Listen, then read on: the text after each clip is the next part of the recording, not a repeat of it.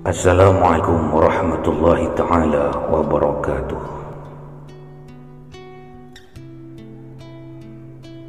Laisal ghina an kathratil aradi walakinnal ghina ghinan nafsi. Rasulullah Muhammad sallallahu alaihi wasallam bersabda,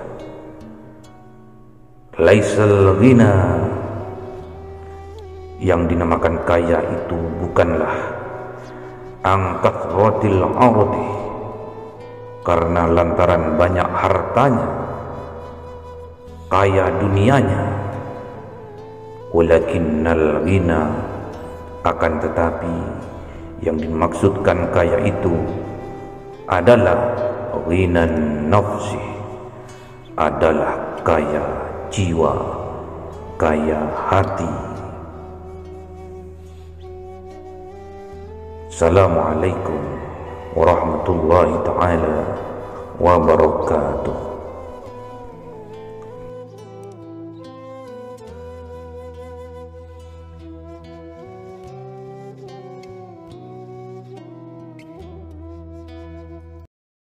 Alamun qadimul la yumallu sama'uhu tanazzaha qawli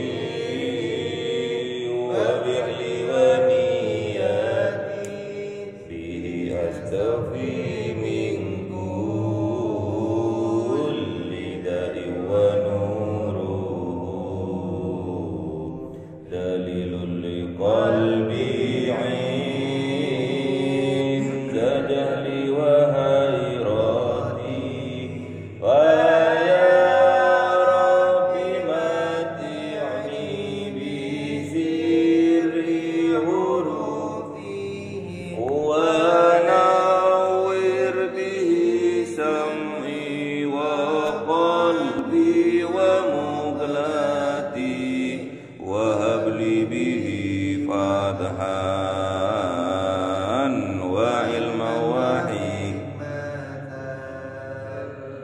anis bihi ya rabbi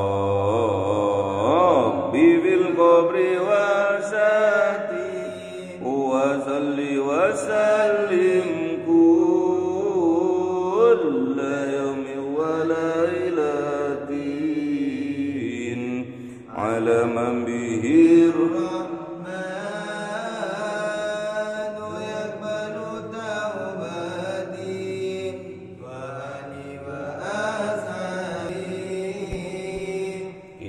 min a'immatin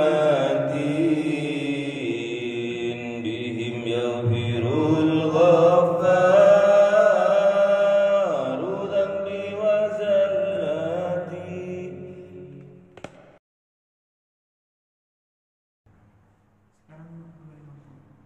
250.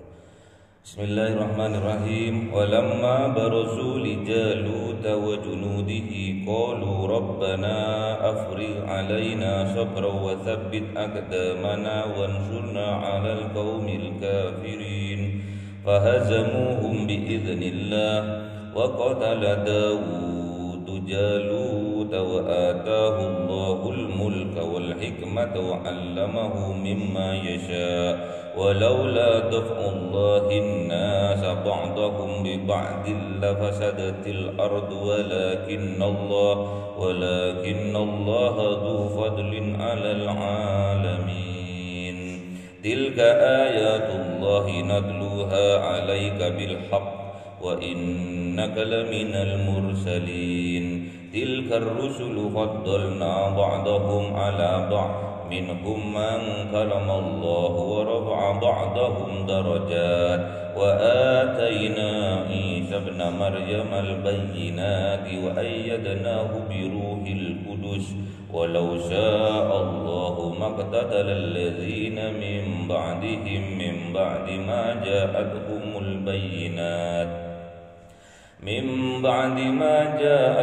البينات ولكن اختلفوا فمنهم من آمن ومنهم من كفر ولو شاء الله ما اقتتلوا ولكن الله يفعل ما يريد صدق الله العظيم. Ayo Mas. Oh enggak enak speakernya.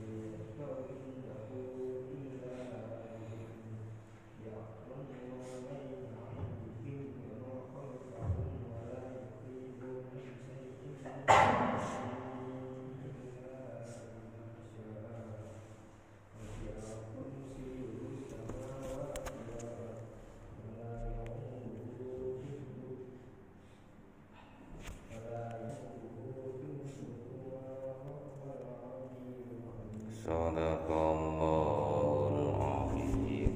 Ya ayyuhalladzina amanu anfiqu mimma razaqnakum min qabli an ya'tiya yawmun la bay'un fihi wala hullatun wala syafa'ah wal kafiruna humudz zalimun. Jadi kita disuruh sama Allah, ya ayyuhalladzina amanu, wahai orang-orang yang beriman. Ya ayyuhalladzina amanu, wahai orang-orang yang beriman, orang-orang yang ada imannya di dalam hatinya. Anfiku, infakkanlah, mimma sebagian razaqnakum, rezeki yang aku berikan kepada kalian, min qabli ayyatiya yaumul la bay'un, sebelum datangnya hari yang tidak ada bay'un. Baik itu perdagangan, tapi kalau di sini tebusan. Fihi, di dalamnya, wala hullatun, dan tidak ada kekerabatan, tidak ada persaudaraan, kolusi enggak bisa. Wala syafa'ah, dan tidak ada yang bisa menolong. Jadi kita diperintahkan sama Allah, diseru sama Allah, kalau kita mempunyai iman, punya keyakinan, kita diperintahkan untuk berinfak mimma razaqnakum. Kalau infak itu urusannya dengan harta. Kalau infak, kalau sedekah bisa harta, bisa amal soleh. Kalau infak, aku berinfak berapa? Dengan senyuman? Bukan.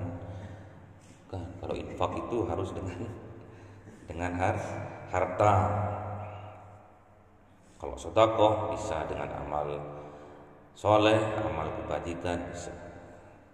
Tapi kalau infak ini harus dengan harta. Sebelum datangnya hari di mana hari itu sudah tidak berlaku lagi baik tebusan. Misalkan sampean punya utang, sampean punya barang digadaikan, ditebus udah nggak bisa lagi. Atau sampean divonis bersalah di pengadilan, ditebus sudah tidak ada lagi, tidak bisa. Wala hullatun, dan tidak ada lagi teman akrab, saudara, tidak ada lagi. Apalagi saudara, hubungan antara orang tua dengan anak putus pada saat itu, pada hari itu. Wala syafa'atun, dan tidak ada lagi yang bisa menolong kecuali amal sampean sendiri. Hari apakah itu? Hari kematian. Hari kiamat, kiamat sughra. Kalau kematian atas diri kita masing-masing, diri sendiri, itu namanya kiamat sughra. Tapi kalau kematiannya berjamaah, namanya kiamat kubra. Jadi kematian itu ada yang nafsi-nafsi sendiri. Jadi sampean sudah dikasih jatah sama Allah untuk hidup di dunia ini. Kata Kanjeng Nabi, umatku itu jatahnya umur 60 sampai 70. Kalau sampean kayaknya 50-an kalau sampean.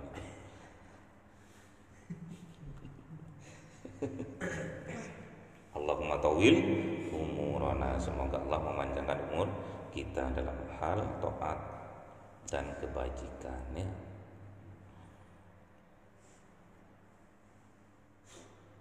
Jadi kalau kita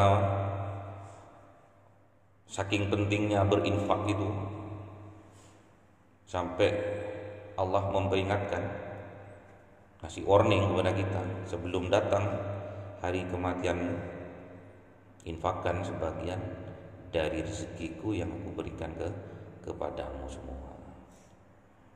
Jadi rezeki itu dari Allah. Jangan digegem. Besok sampean kaya tapi medit, wes gak bermanfaat, gak barokah kekayaannya. Kayak Korun aja, kunci gudangnya, kunci petinya itu dibawa berapa onta? Ada yang bilang 70 onta. Kayak apa? Kuncinya tok, belum petinya. Terus disuruh zakat, disuruh berinfak sedekah, enggak mau.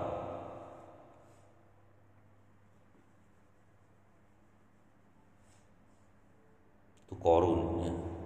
Zamannya Kanjeng Nabi, hal itu berjalan dengan baik. Jadi zakat berjalan.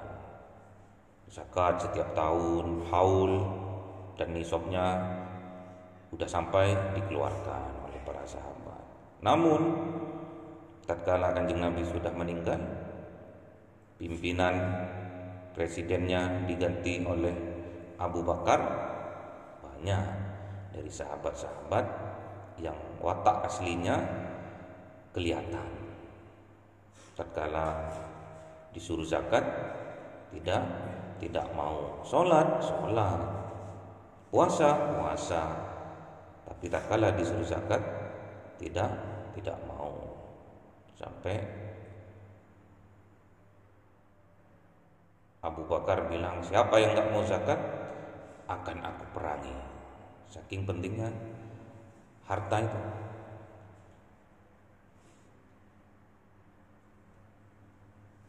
Zakat kegunaannya banyak, termasuk pemerataan ekonomi. Sekarang di dunia banyak menganut ekonomi kapitalis, pahamnya kapital. Enggak tahu, dilihat aja di hatinya sampai ada enggak sifat-sifat kapitalis itu. Gimana Pak kapitalis? Nanya sama Mas Agus itu.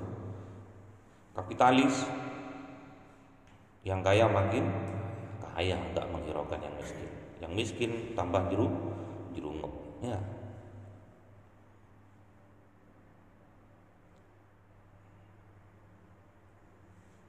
Terus disaingi sama PKI. Kalau PKI harus rata semua. Kalau grupnya itu punya kekayaan 1 miliar, harus dibagi rata semua di PKI. Harus rata. Enggak boleh ada yang kaya, ada yang miskin, rata semua. Sampai termasuk yang mana ini? Termasuk yang kapitalis atau PKI? manut Islamis saja.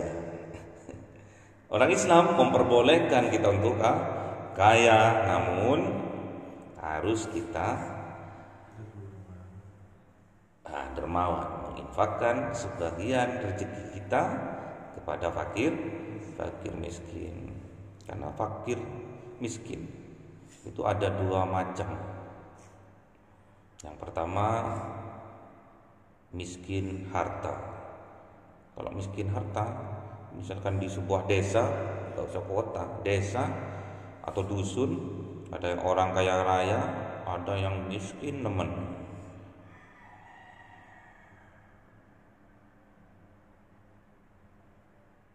Biasanya di dusun itu atau di desa itu tidak aman. Pasti banyak pencurian, banyak perampokan, karena memang kebutuhan. Apalagi kebutuhan tentang perut.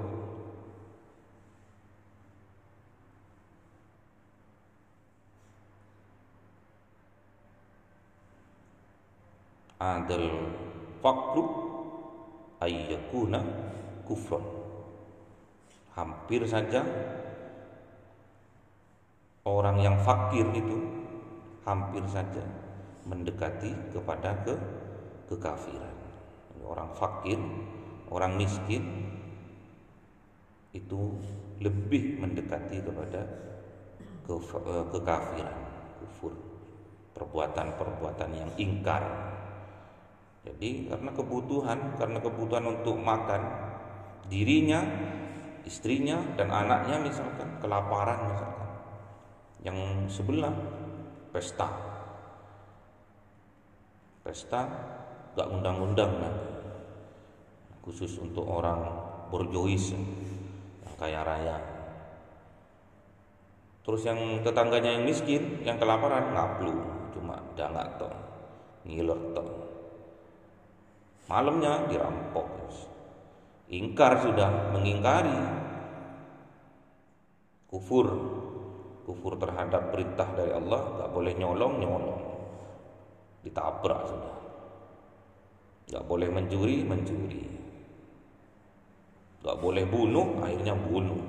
Pada nono itu, awakmu tak kasih 10 juta, dimatikan, dibunuh.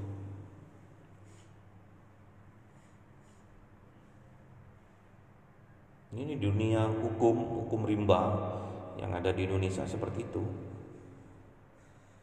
Jadi misalkan kita ada kasus,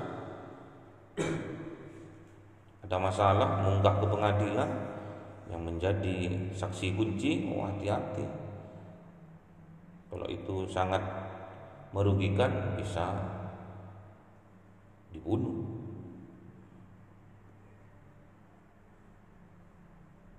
Apalagi musuhnya mafia, yang jadi saksi kunci bekas atau mantan karyawannya, mantan kurir narkoba, bosnya bos narkoba, dia jadi saksi kunci lagi, nggak ada lagi kecuali dia. Wah, hati-hati.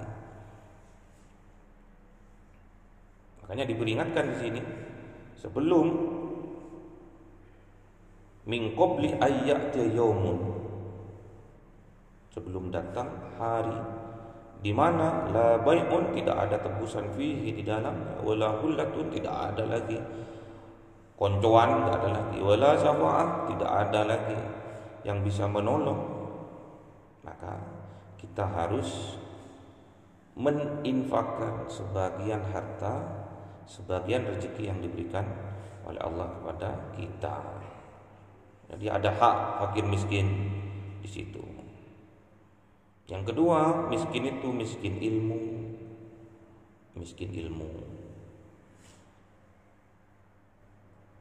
Gak punya ilmu. Kalau di desa-desa, di kampung-kampung, kalau sudah kerja nyangkul, duhur, istirahat, makan, habis itu nyangkul lagi. Duh, kok gak sholat? Emang sholat bisa dapat uang? Itu jawabannya orang. Sholat toh gak kerja, ya gak mangan gitu. Itu miskin ilmu. Kalau di kampus banyak mahasiswa sekarang diserang sama paham-paham Wahabi, paham-paham HTI. Yang diserang siapa? Bukan yang pintar-pintar, tapi yang goblok-goblok itu yang diserang. Dikasih ini sedikit sudah merasa benar. Ada juga dari kampus ternama seorang perempuan, untung saya itu enggak menerima karena pakai burqah waktu itu. Datang ke sini mau tinggal di sini, saya enggak terima.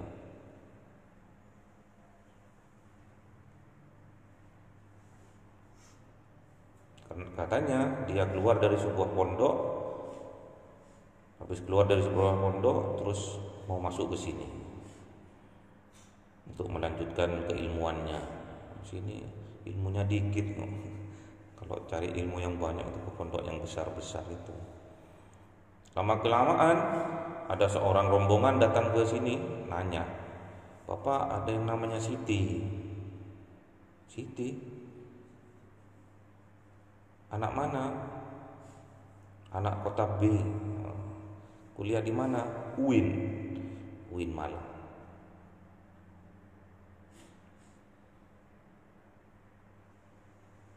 "Kenapa Bu? Kenapa Pak?" "Kemarin di pondok A. Terus katanya setelah saya periksa ke ustadznya, katanya pindah ke sini. Katanya pamit mau pindah ke Amam." "Iya pernah, saya ingat saya pernah." Dicari selama 6 bulan, terus sampai 1 tahun, moro-moro ketemu. Ketemunya di mana? Direkrut oleh ISIS. Direkrut oleh ISIS. Jihad di sana. Jihad dengan amwalakum, kalau bisa kita dengan harta, kalau enggak bisa dengan anfusakum, dengan jiwa. Jihad ke sana. Katanya diiming-imingi gaji berapa juta, puluh juta gitu. Ternyata di sana dinikah sama anggota ISIS. Habis nikah 1 bulan dicerai, dinikah lagi sama temannya. 1 bulan dicerai, nikah lagi. Waduh, digilir. Nyampe di Indonesia dengan anak gini, ngapluk gitu, takut kelihatan orang. Digilir, diperkosa itu, bukan dinikah itu. Jihad, dia jihad dengan badannya, karena dia nggak punya uang, dia jihad dengan dirinya. Dinikah sama saya.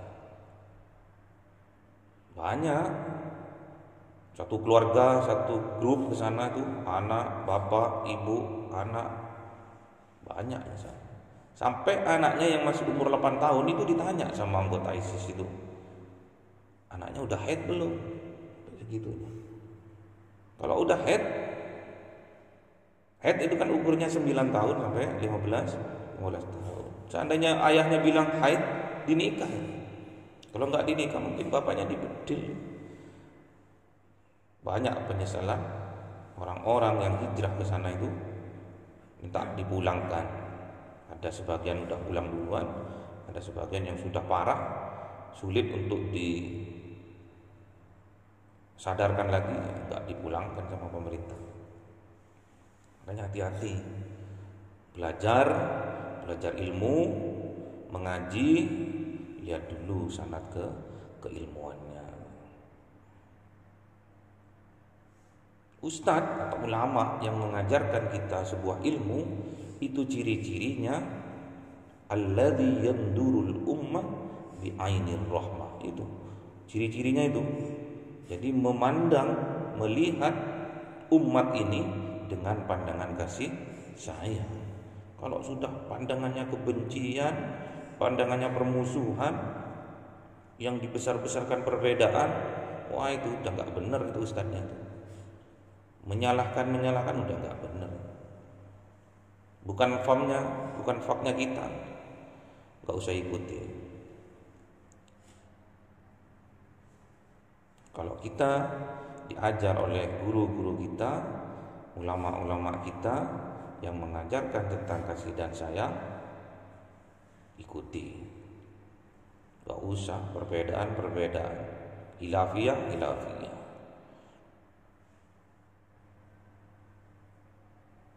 Sekarang itu dikit-dikit beda dikit udah diserang. Nggak ada habis sholat berjamaah itu terus baca Fatihah, itu nggak ono. Tak lihat di YouTube itu. Berdoa bersama itu nggak ada. Zikir bersama itu nggak ono. Itu yang dicekoi. Yang nerima miskin ilmu. Bahasa halusnya goblok. Bodoh. Jadi kita belajar semangat, belajar ilmu agar kita nggak dipinterin sama orang. Maksudnya dipinterin, dibodoh-bodohin kita. Kita diajarkan tentang hilafiyah terus, perbedaan terus. Akhirnya kalau sudah berbeda, namanya berbeda, akhirnya timbul percikan, debat. Padahal ilmu kita nggak seberapa, tapi udah diajarkan permusuhan, kebencian kepada orang atau golongan yang tidak sama dengan kita. Kita harus bijak. Jadi ulama itu harus bijak. Kalau nggak bisa memandang umat dengan pandangan kasih sayang, bukan ulama yang jadi pewaris dari para nabi, bukan. Ya kita harus hati-hati. Karena yang diserang itu kampus, yang diserang sama alirannya HTI yang sudah dibubarkan itu kampus, yang diserang anak-anak yang itu, yang miskin ilmu, nggak pernah ngaji, terus moro-moro hijrah, wis nggak sama dikit udah diserang, bid'ah. Hati-hati sampai masih di kampus. Kalau ada aliran kayak gitu, musyawarah sama bapak, nggak apa-apa. Timbang nanti orang tuanya juga ditentang. Kalau orang tuanya nggak sepaham, akhirnya ditentang. Ya itu grupnya ISIS ini. Orang miskin udah hidupnya susah di dunia, dikasih khobar, dikasih dalil tentang surga, cepat untuk meraih surga dengan cara apa? Bom bunuh diri. Sampean wis ketimbang hidup di dunia ini soro, cari makan aja belum tentu dapat, lapar wis satu keluarga wis pakai bom, wis dikasih bom semua. Istrinya dikasih bom, suaminya dikasih bom, anak kecil yang ya Allah dikasih bom juga. Katanya ketemu di surga. Bukan mati syahid itu, mati sangit. Hati-hati, perjalanannya sampai masih panjang. Kok bisa panjang? Iya, si turung rapi. Kalau Mas ini udah hampir dekat. Dia tahu nanti jalannya ke surga, itu tahu dia. Surga dunia.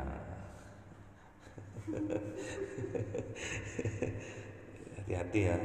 Jadi yang dimaksud dengan miskin di sini dibagi dua, ada yang miskin harta, juga miskin jiwa, dibedakan jadi dua. Jadi kita harus kaya, kita itu harus kuat. Pemuda yang kuat lebih dicintai sama Allah ketimbang orang tua yang kuat. Maksudnya orang tua itu ibadah itu dengan di pikirannya itu kan, aku tak ibadah ya udah tua. Karena apa? Mau mendekati kematian secara fisik. Kalau masih muda secara fisik ketok si adoh dari kematian. Jadi biasanya agak nyantai, agak santuy ya. Wis kok seneng-seneng ibadah sih nomai kok engko ae wis tuwek baru ibadah.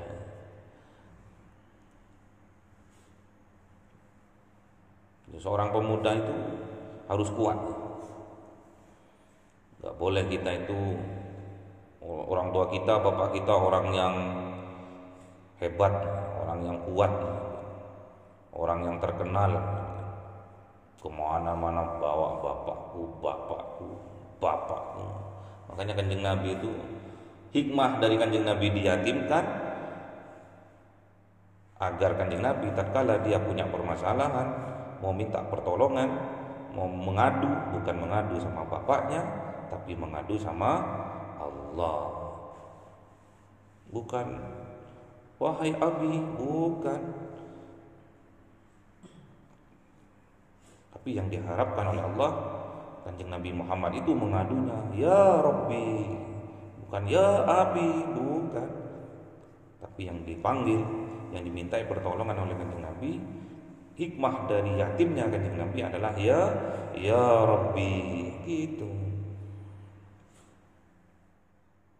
Banyak di sini yang nggak punya bapak, ya. Yatim tapi bablas ya. Yatim itu kalau umur sebelum balik 15 tahun ke bawah itu yatim. Kalau sampai yatim sudah ya.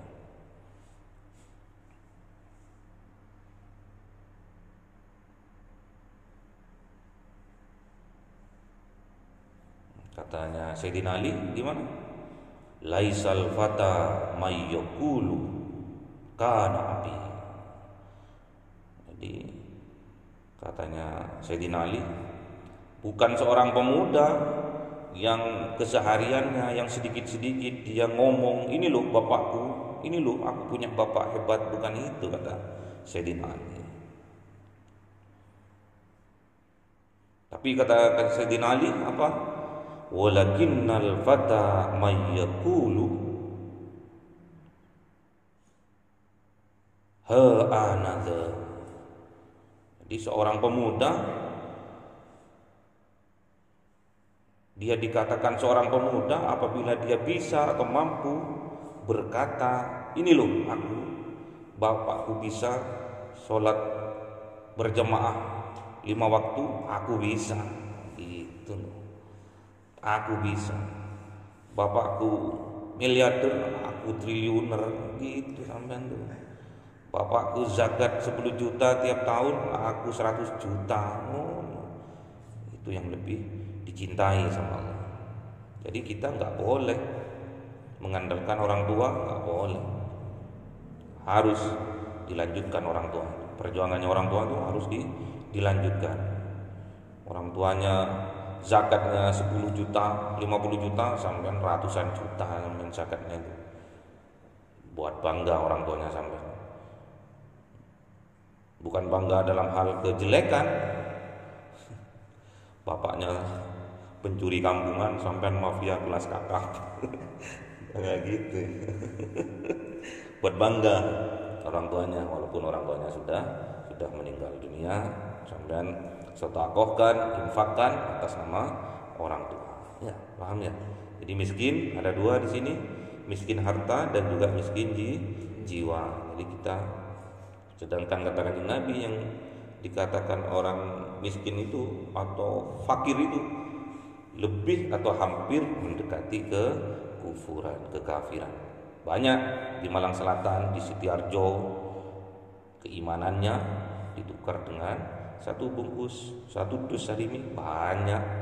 Tapi alhamdulillah ada sebagian anak Sitiarjo yang tinggal di sini yang awalnya dia Kristiani, Katolik, alhamdulillah karena petunjuk dari Allah dia bisa mualaf lagi.